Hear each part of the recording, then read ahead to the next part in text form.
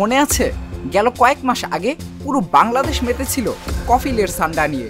আরবি ভাষার শব্দ কফিল, যার মানে হলো অভিভাবক বা সোজা বাংলায় বললে কর্মক্ষেত্রের মালিক।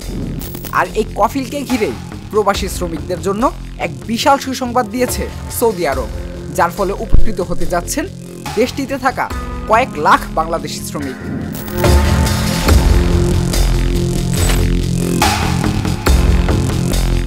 সৌদি সরকার অবশেষে বাতিল করেছে দীর্ঘদিনের কাফালা ব্যবস্থা। কাফালা ব্যবস্থাকে অনেকে আধুনিক দাসত্বের সাথে তুলনা করতেন। কাফালা ছিল মূলত একটি চুক্তিভিত্তিক পৃষ্ঠপোষকতা বা স্পন্সরশিপ ব্যবস্থা।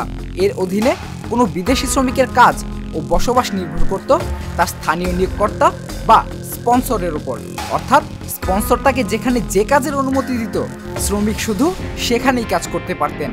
এর ফলে শ্রমিকের ভিসা, সেই দেশে তার বসবাসের অধিকার এবং প্রায় কাজ পরিবর্তন বা দেশ থেকে বের হওয়ার ক্ষমতাও থাকত কফিলদের হাতেই।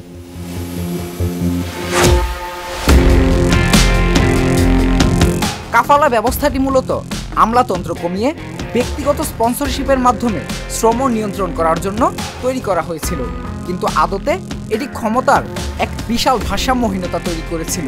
বিপুল ক্ষমতা পেয়ে কফিলেরা প্রায়ই শ্রমিকদের পাসপোর্ট জব্দ করে রাখতেন, মজুরি আটকে রাখতেন বা দেশ থেকে বের করে দেওয়ার হুমকিও দিতে পারতেন। আর কফিলদের এসব স্বেচ্ছাচারিতার বিরুদ্ধে শ্রমিকদের চ্যালেঞ্জ করার কার্যত কোনো আইনি সুযোগও ছিল না।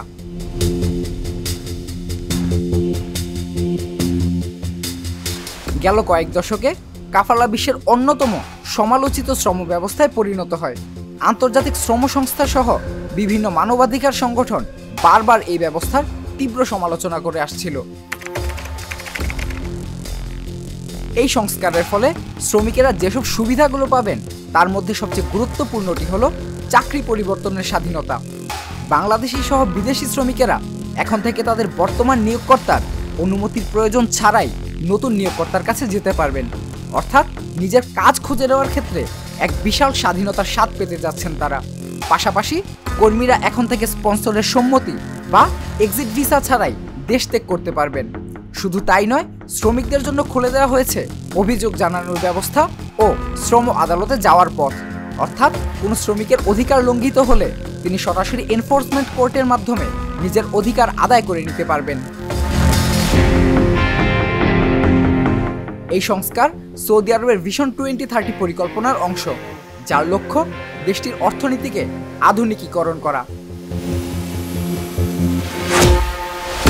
যদিও বিশেষজ্ঞরা সতর্ক করে বলছেন শুধুমাত্র আইনি সংস্কার রাতারাতি নির্যাতনের অবসান ঘটাবে না, তবে দীর্ঘদিন পর এমন সংস্কার শ্রমিকদের অধিকার নিশ্চিতে নিঃসন্দেহে এক গুরুত্বপূর্ণ পদক্ষেপ।